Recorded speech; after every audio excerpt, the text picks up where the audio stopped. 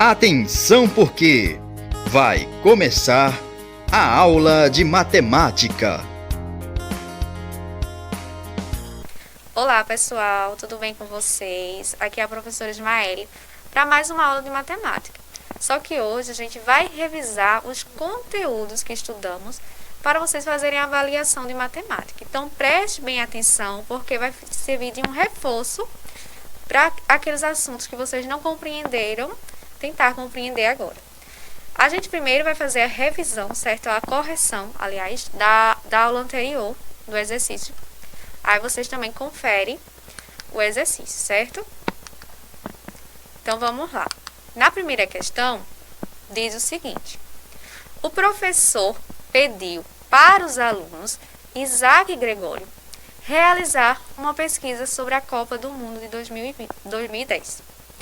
Os alunos coletaram alguns dados, montaram uma tabela e também um gráfico. Com base nessas informações, respondam. A seleção que sofreu mais gol foi a do Brasil, de Portugal, da Costa do Marfim ou da Coreia do Norte. Então, quando a gente analisa aí o gráfico, certo, e a tabela, a gente vai naquela opção que está os gols sofridos. Percebam que quem sofreu mais gol foi a Coreia do Norte com 12 gols. E no gráfico também mostra isso, que é naquela escala cinza, certo? Da barra cinza. Está mostrando que ela é maior. Então a resposta correta é a letra D. Já a segunda questão. Uma pesquisa com os 40 alunos de sexto ano, do sexto ano A, da Escola Cecília Meirelles, revelou os dados que estão no gráfico abaixo, sobre a fruta de preferência de cada um, certo? Então, na alternativa A, pergunta qual é a fruta preferida dos alunos. Então, você vai no gráfico e vê aquela que tem mais porcentagem. A que está representando mais porcentagem é a maçã, com 30%. Depois, ele pergunta quais são aquelas frutas que têm a porcentagem de 20% no gráfico. Então, a gente vai lá e analisa as que tem, que no caso aí é a banana e a laranja. E agora a gente vai para a terceira questão. Sabemos que a água está presente em todos os alimentos. Analise a tabela e marque a alternativa correta. Então vejam só. Qual alimento possui maior quantidade de água? Vai ser o tomate, que ele tem aí a maior porcentagem, que é de 95 ml. Ok? Alternativa, letra D. Quarta questão. O gráfico abaixo apresenta o resultado de uma pesquisa realizada em uma escola, com 100 professores para saber a preferência deles em relação à bebida que deveria ser servida no lanche. Cada um desses professores votou em uma única bebida. Aí, de acordo com esse gráfico, quantos professores preferem café? Então, eu vou lá na opção da variável café e ver aonde é que está a barra aí, certo? Que está marcada em 40. Então, dessas alternativas, qual é que tem 40? A letra D. Certo?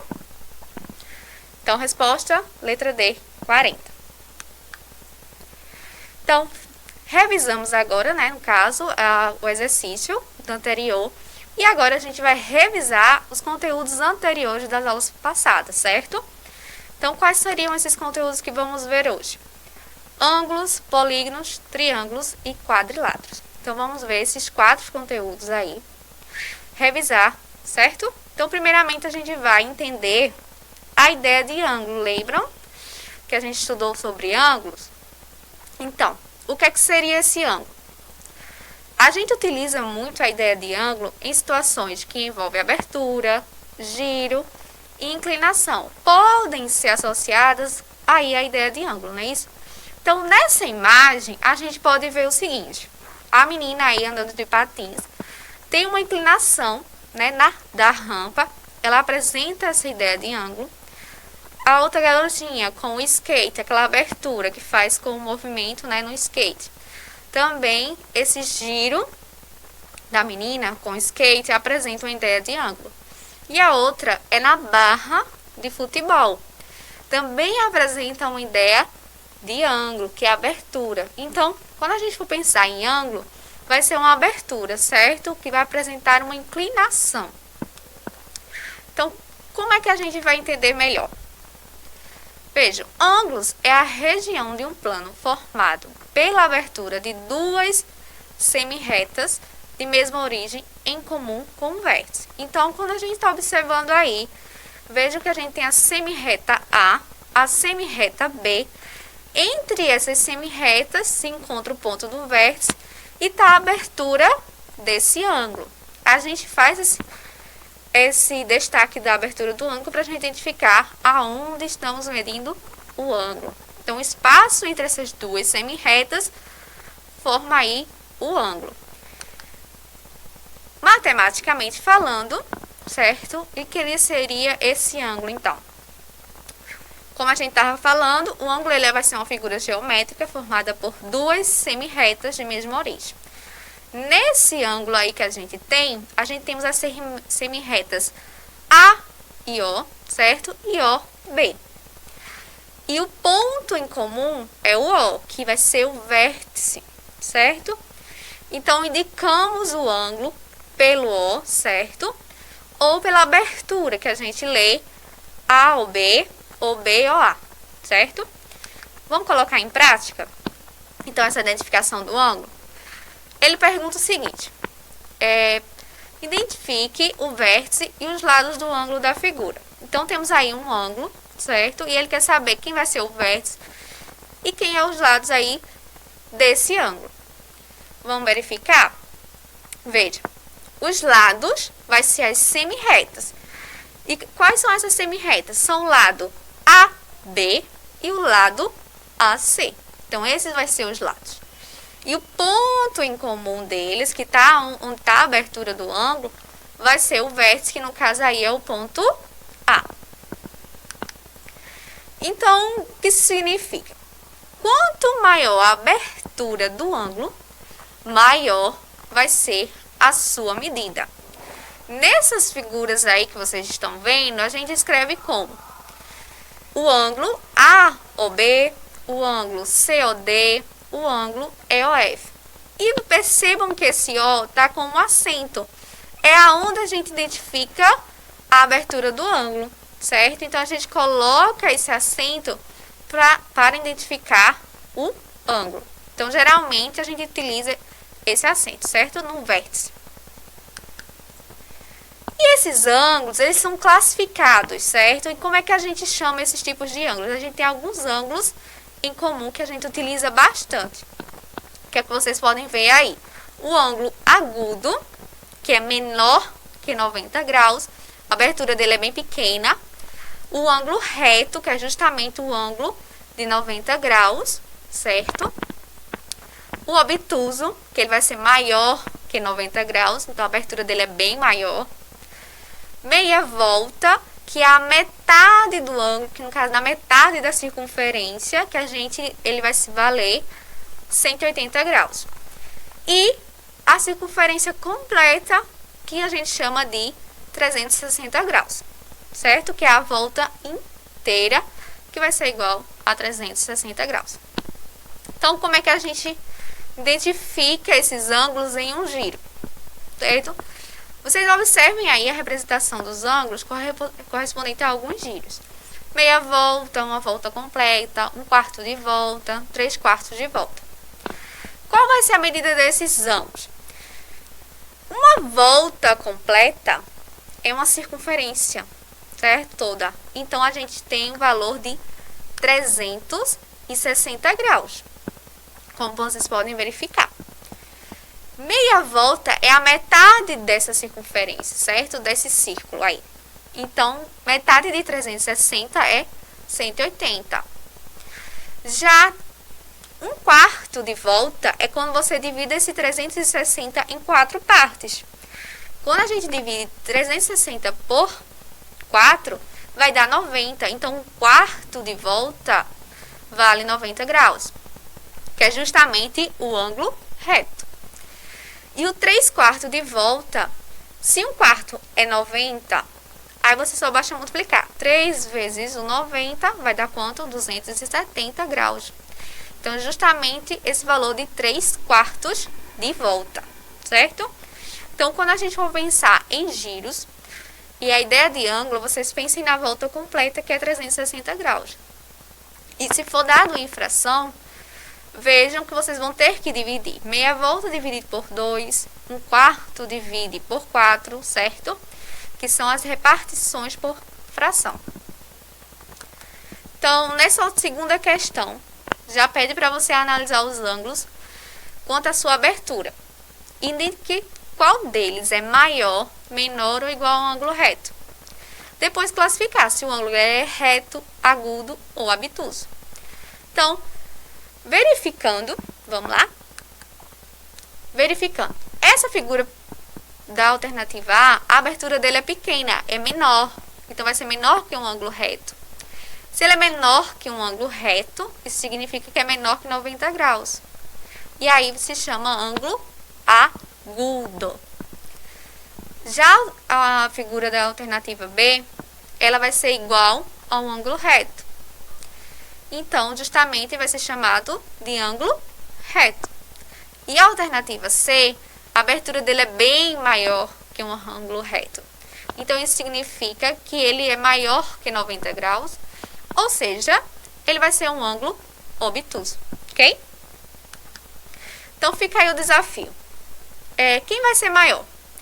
Um ângulo agudo ou um ângulo reto? Um ângulo reto ou um ângulo obtuso? Um ângulo agudo ou um ângulo obtuso? Vamos verificar?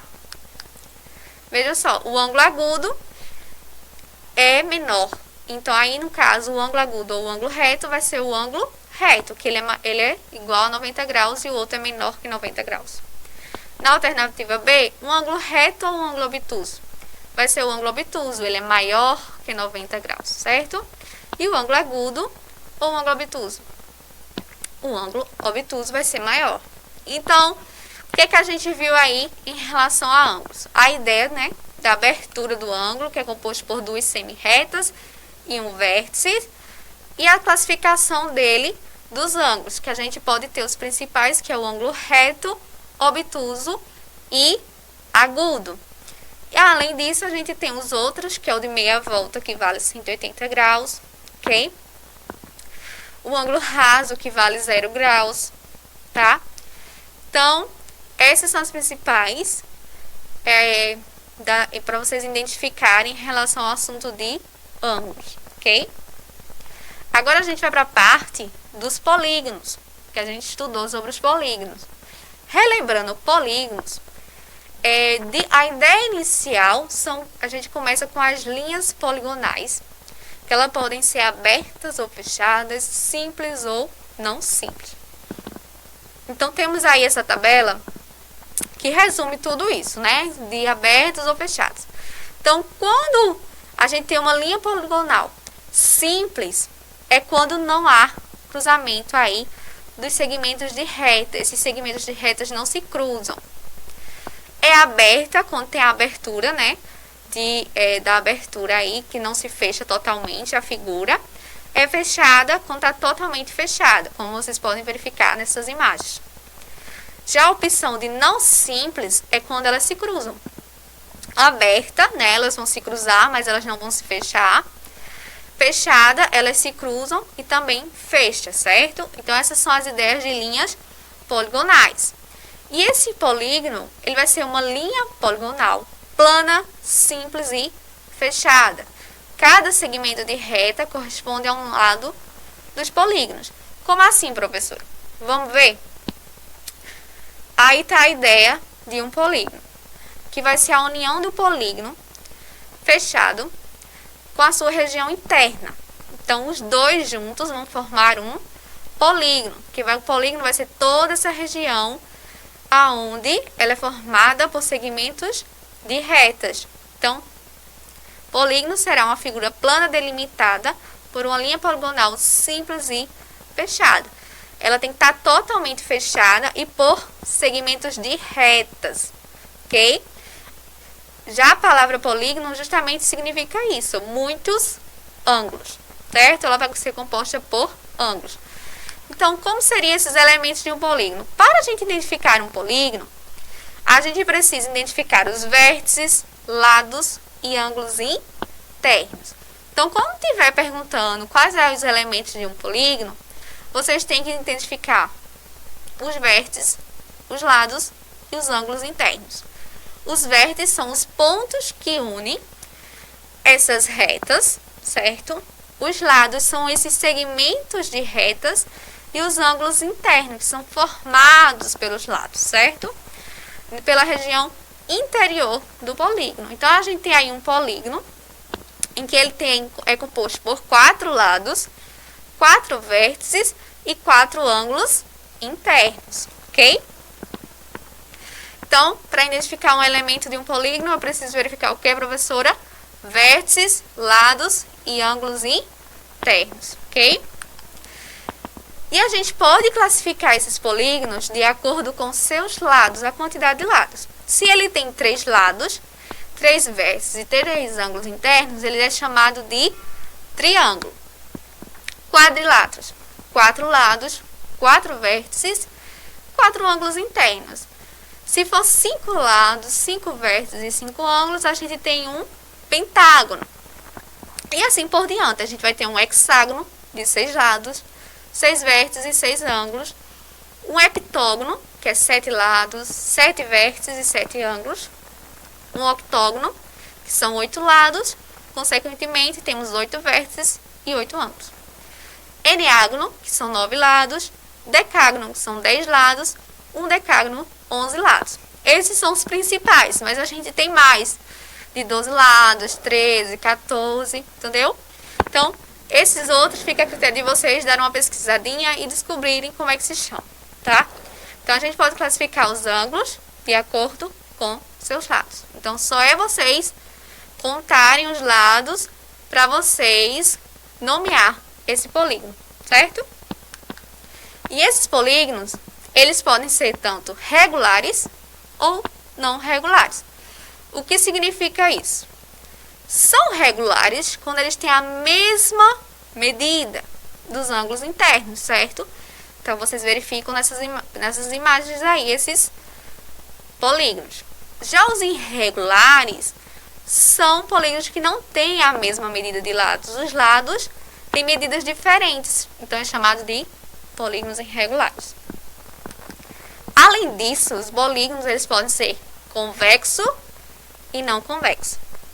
Convexo é quando os segmentos de reta unem quaisquer 2 pontos na região interna do polígono, ficam inteiramente contidos nele. Então, vocês podem verificar na imagem aí que quando traçou esse segmento de reta, a reta ficou dentro do polígono. Já o não convexo, quando você traça esse segmento de reta, né, ele não fica totalmente dentro do polígono. Então, ele é chamado de não convexo, como vocês podem verificar nessa imagem, ok? Então, colocando aí em prática o que a gente viu de polígonos, né, relembrando. Como é que a gente pode classificar esses polígonos aí em polígono ou não polígono? Quais dessas figuras vocês acham que é polígono? Alternativa A, B, C, D, E e F. Qual delas? Lembram, para ser polígono, tem que ser composto por segmentos de retas e ser totalmente fechada. Então, verificando, classifiquei aí, separei as figuras que são polígonos e as não polígonos. Então, as figuras que são polígonos é justamente a alternativa A, E e F. Por quê? Elas aí correspondem justamente o que significa um polígono. As não polígonos, que é a alternativa B, C e D, são figuras, a alternativa B é uma figura fechada, porém, ela tem formatos arredondados, não é totalmente por segmento de reta, então ela não pode ser um polígono. A alternativa C, ela é aberta, então não pode ser um polígono. E a D, ela não é um segmento de reta, certo? Ela é um círculo, um formato circular. Das figuras dos polígonos, aí a gente pede para vocês classificarem aí, no caso, em polígonos convexos e não convexos.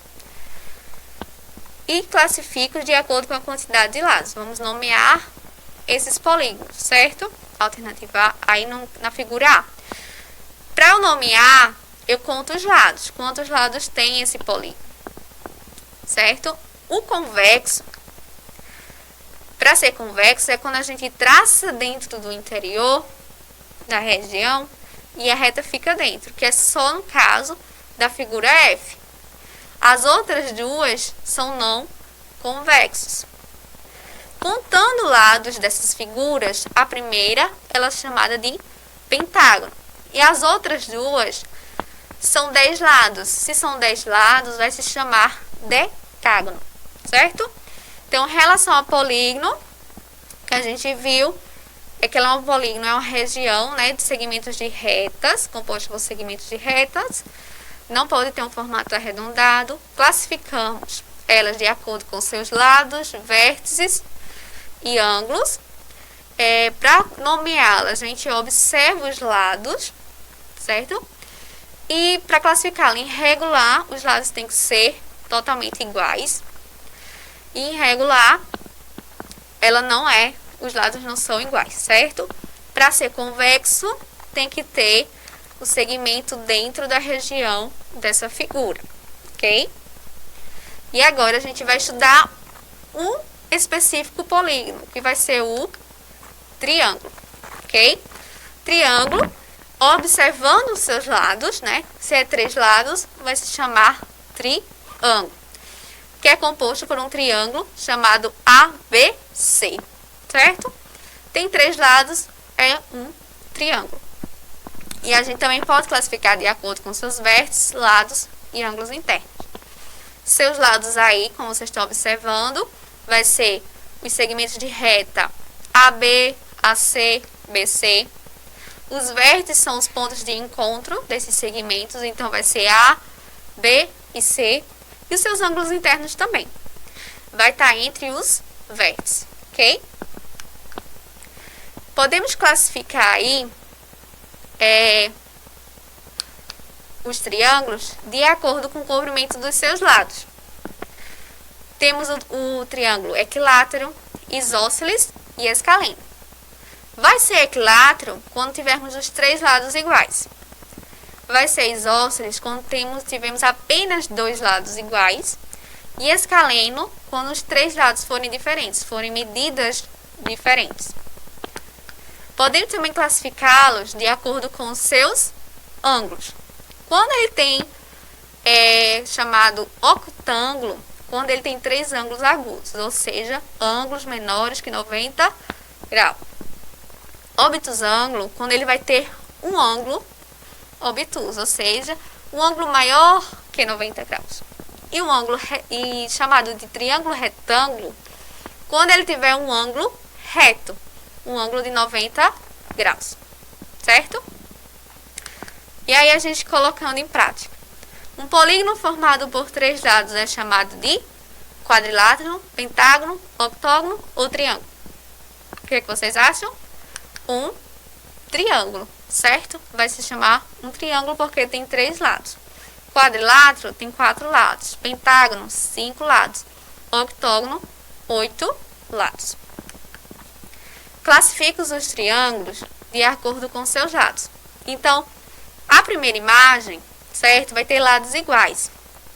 A segunda vai ter 2 lados iguais e a terceira vai ter lados diferentes. Então, a primeira vai ser chamada de equilátero, a segunda de isósceles e a terceira de escaleno, ok? Então, essa é basicamente relacionada ao assunto de triângulos. Triângulo é formado por 3 lados. Podemos classificá-lo de acordo com seus lados, ângulos e vértices. São classificados de acordo com seus lados, como a gente pode observar nessa figura, chamado de equilátero, isósceles e escaleno. E também pelos seus ângulos, certo? Que é retângulo, obtusângulo e octângulo, certo? E agora a gente vai estudar os quadriláteros, que já é formado por 4 lados. Então, temos aí esse quadrilátero AEO. Ele tem os 4 vértices, que é o ponto de encontro, os lados, que são os segmentos de reta, os ângulos internos, e quando a gente traça de um vértice para outro, é chamado de diagonal. Ele vai ter 2 diagonais. Podemos classificar esses quadriláteros em paralelogramo ou trapézio, ok? Quando for paralelogramo, ele vai ter 2 pares de lados paralelos. Quando for trapézio, vai ter apenas um par de lados paralelos. Porém, vai existir também quadriláteros que não são paralelogramos e nem trapézios. Vai ser chamado quadriláteros porque vai ter 4 lados. Os paralelogramos, como a gente viu, todos os quadriláteros com pares de lados opostos, paralelos e congruentes. Alguns recebem os seguintes nomes. Os principais são retângulo, quadrado e losango.